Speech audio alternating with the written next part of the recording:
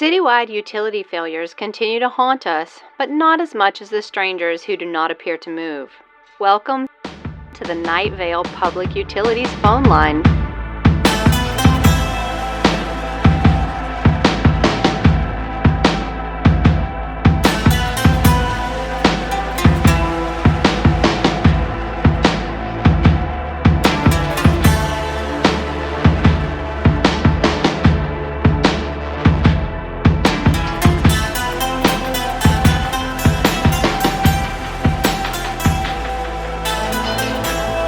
If you're calling with a water, power, gas, phone, or surveillance camera malfunction, please press 1.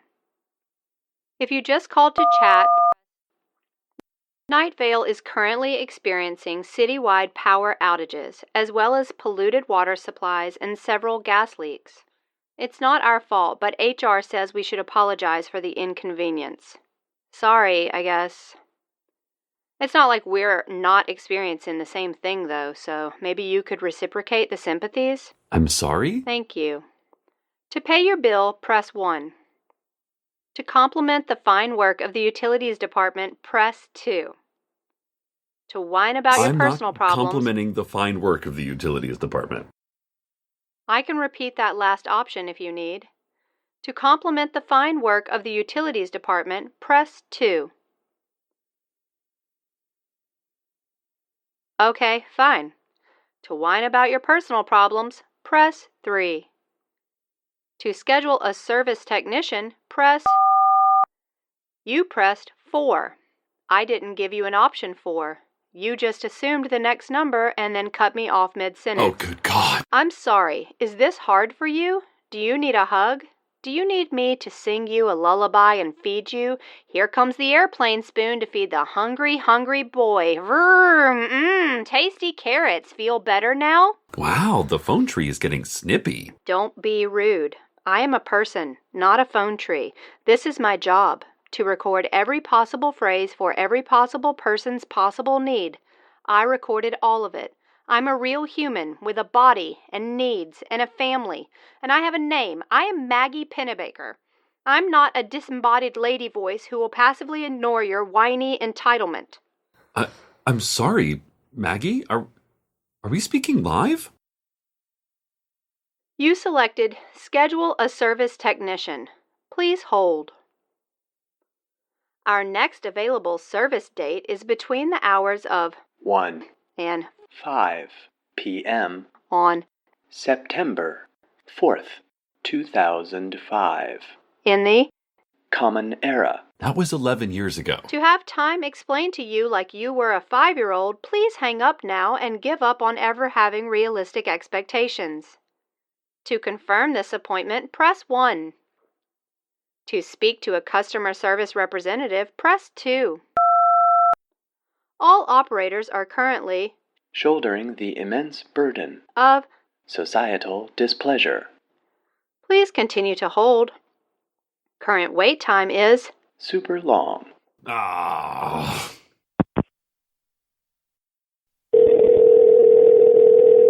Hey, Poot. Hey, Bunny. Listen, Carlos, the power is out here at the station. I can't even do my show. I've been trying to get through to the utilities, but they're slammed with calls. Oh, I talked to my friend Maggie, who works there. She said her cousin has an extra generator we can borrow. You know Maggie? Yeah, she used to work with me part-time as a lab assistant. Also, Josie came by with her friends and dropped off some bottled water. Even John Peters stopped by. You know John Peter, Yes, John Peters, the farmer, I know. No, John Peter, remember? The pharmacist. Anyway, he dropped off your prescription this morning. Oh, well, that was nice of him. Listen, since you don't have to work today, you should come back home. It's bad out there, and if you're going to get killed or possessed by one of the strangers, I'd rather you do it here with me. I'll make us some lunch, and we can play cards in favor of humanity. Oh, that sounds great, but I still need to get to the bottom of what is going on in this city. Intern Kareem pulled some documents for me that he says I need to read through, and I have some calls to make. The invasion by these strangers is a big story, and even if I can't broadcast it, I still need to find some way to report it. I'll call you later. You're so good at your job. You are too, Carlos. Oh, how's your research going? Well, I've been examining some of the places where the strangers have been spotted. I have a meter that makes squawking sounds sometimes, and I'm uncertain if those last two sentences are related. Cecil, be careful. And if you see one of the strangers, just get out of there quickly and call me, okay? We've survived one at the station before. I think I'll be fine. Well, past performance is not an indicator of future results. But I love you. Okay. Bye.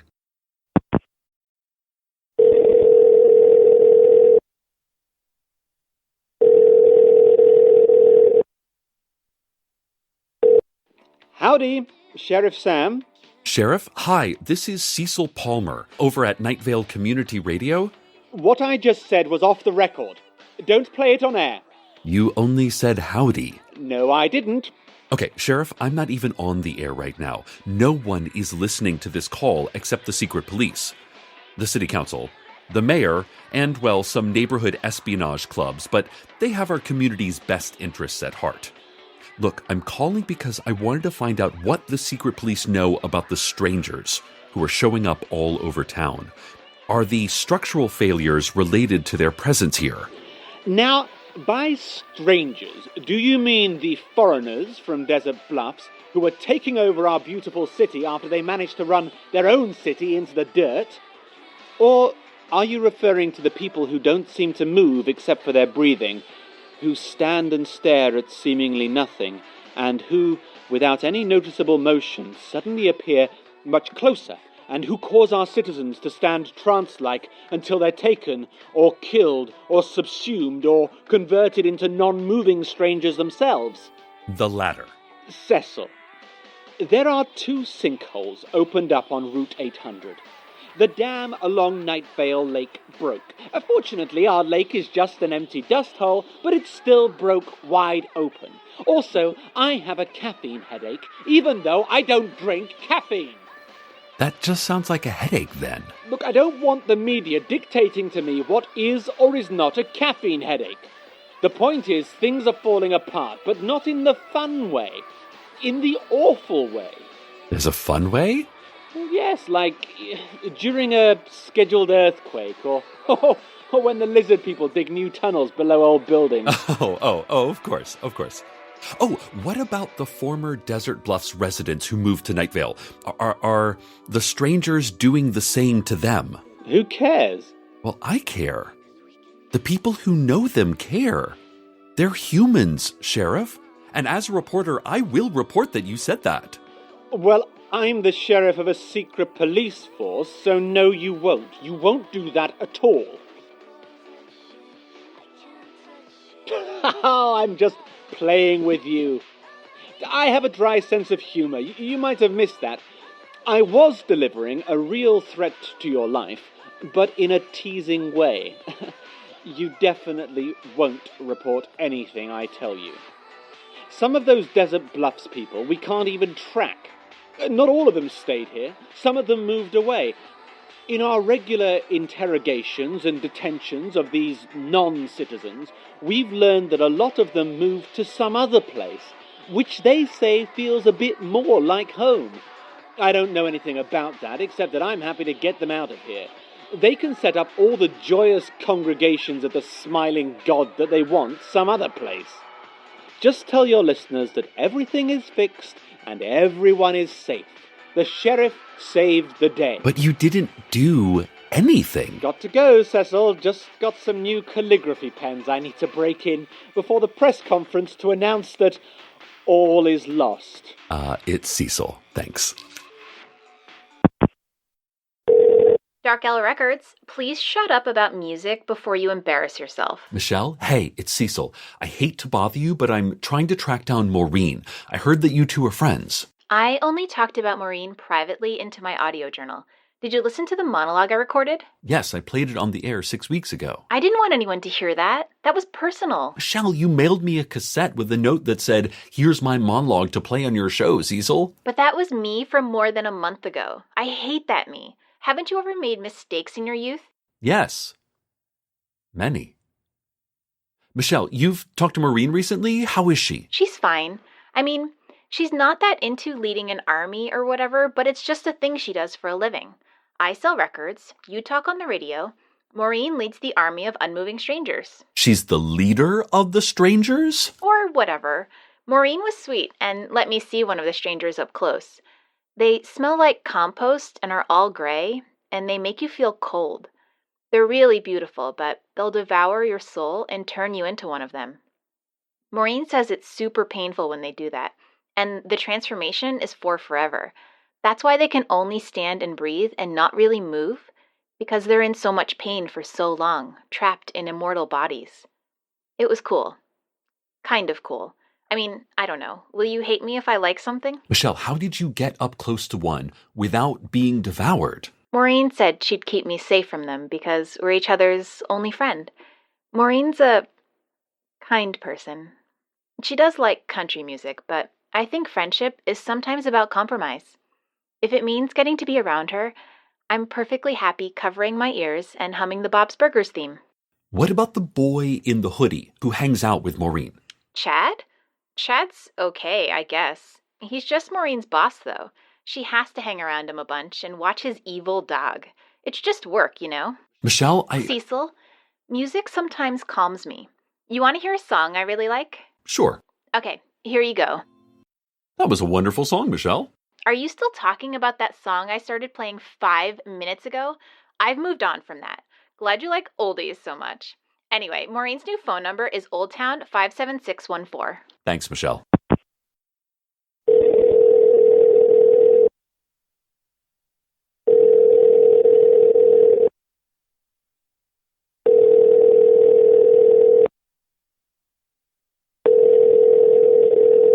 Hi, this is Maureen. I am probably at work or asleep or somewhere else.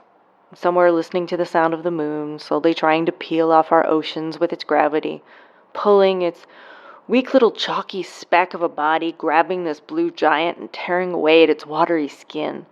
A futile fight, a spinning battle of large and small, and in the sky you can hear the whirling of the battling siblings. Or maybe I just don't want to take your call. Or maybe I'm dead. Or maybe you're dead, and this is the voicemail you get when you die. Hi, Maureen here. Sorry you're dead. For some reason, I'm the one person you wanted to call the moment you left behind your short life, and I'm not even here to take it. So sorry, newly dead person. Make sure you leave a phone number where I can reach you, because I certainly don't know how to call dead people on the phone. Or maybe I lost my phone, and it's in my car, or under a pillow, or I left it in a movie theater, or a raccoon ate it. Maybe there's a raccoon somewhere in the brush, or in a trash can behind a house, walking with a limp because it just ate a phone. A rectangle of glass and metal and electronics that's a quarter the length of the raccoon's body. And now that phone is inside the raccoon's guts, stretching its tiny tummy impossibly long, pressing against the masked procyon's little heart and lungs as it walks tenderly to one side to alleviate the discomfort of such an intrusive foreign object. The raccoon, and this is kind of cute, kind of sad to think about, walks diagonally, all the while emitting a little doodly-doo, doodly-doo, doodly-doo ringtone, all muffled from within its quivering torso and questioning its eat everything it can find dogma and thinking perhaps to just limit that life philosophy to trash cans. Of course, I bet people throw away phones all the time, so that's probably not a big help. Although in my case, I'm positive I didn't do that because my job is too important to just throw my phone away. Too important. Too many evil beings to manage. Too fragile, portal into another dimension. A dimension which is probably how I decay. I'm not a religious studies major, although if I were, I bet I would have graduated by now. I mean, so much can go wrong if I lost my phone. Like, no one could get hold of me to help me fix it. Which is not to say I know how to fix an interdimensional portal between hell and this world, but just that I could be a person to be like, oh no, I'm sorry to hear the portal is malfunctioning. Let me panic a little bit and make some phone calls to feel like we're all doing something about it. And that would be helpful, because sympathy is critical to good teamwork, and if you don't care about your job, you're not going to make anything of yourself. I am making something of myself, just sculpting away, Here's a clump of Maureen. Let's work it a bit with these hands. Yeah, this is looking great. This is a really nice Maureen here, all ready to be put in a fire and cooled and painted and set up on an alabaster pedestal in the foyer. So leave me a message and I'll get back to you. Maureen, I finally figured it out. Chad Boeninger. That boy I've seen you with. He used to intern here just like you. He went to report a story on that used sporting goods store that we thought was a front for the world government and never came back out. I guess it was something much worse he found in that shady old building. Now the two of you have a really successful startup. I'm proud of our internship program here at the station. I'm also proud of you for becoming a professional. You're leading an army, Maureen. That's very impressive. Much more so than filing papers, fetching me lunch, and updating my erotic fan fiction blog. It sounds like a great job with good benefits. It's a tough job market for you young people these days. Lots of changing technologies, making old jobs like print journalism, cardiology, and computer programming obsolete. Plus, all these new people moving here from Desert Bluffs. Kudos to you, Maureen. Here's my question, though, and it's an important one. So, Carlos, my boyfriend, earlier when I talked to him, I forgot to say, I love you at the end of the call. I was preoccupied. No big deal. My love was implicit in the way we talked to each other. Love needn't be verbalized when it exists in intuition and physical contact. He knows I love him. But part of me wonders, what if one of those rare times I forgot to hug him goodbye or failed to say I love you turns out to be the last time I have that chance? Lots can go wrong in an indifferent universe. I'll see him in a couple of hours, right? I'll see Carlos later. Right, Maureen? Please call me back. I want to talk more about what you and Chad are doing to my town. Oh, I'm getting another call from an unknown number. I'm hoping this is the sheriff. Call me back. Hello? Hello?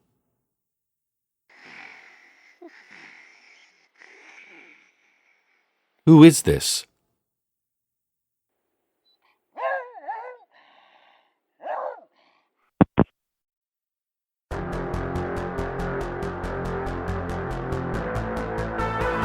Welcome to Night Vale is a production of Night Vale Presents. It is written by Joseph Fink and Jeffrey Craner and produced by Joseph Fink. The voice of Night Vale is Cecil Baldwin. The voices of the automatic phone line were Erica Livingston and Christopher Lohr. The voice of Carlos was Dylan Marin. The voice of Sheriff Sam was Emma Franklin. The voice of Michelle Wynn was Kate Jones. The voice of intern Maureen was Maureen Johnson. Original music by Disparition. All of it can be found at disparition.info or at disparition.bandcamp.com. This episode's weather was Palestine by Sam Baker, featuring Carrie Elkin. Find out more at sambakermusic.com. Comments, questions, email us at info@welcometonightvale.com or follow us on Twitter at Night Vale Radio. Check out welcometonightvale.com for more information on this show, as well as all sorts of cool Night Vale stuff you can own, like a horse. Just kidding. We don't have a horse. We should get a Night Vale horse. And while you're there, consider clicking the donate link. That'd be amazing. Today's proverb: want to feel old? People born in 2014 have already graduated college, don't know what a trombone is, and are all named after gourds.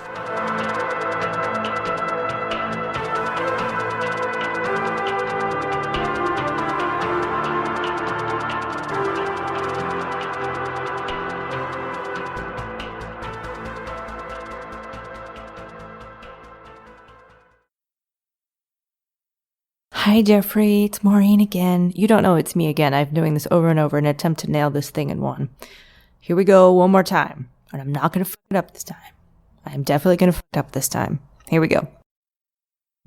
I'm Joseph Fink, and I'd like to introduce you to I Only Listen to the Mountain Goats, a podcast about the shifting line between artist and fan. When I was a child, reading the authors that I loved and listening to the music that I loved, the thing I got from that is that feeling of being understood somehow, and that weird connection, where it's not the person, it's not the stranger, it's the thing they've made that opens this space for self-reflection. I Only Listen to the Mountain Goats. Find it wherever you listen to podcasts.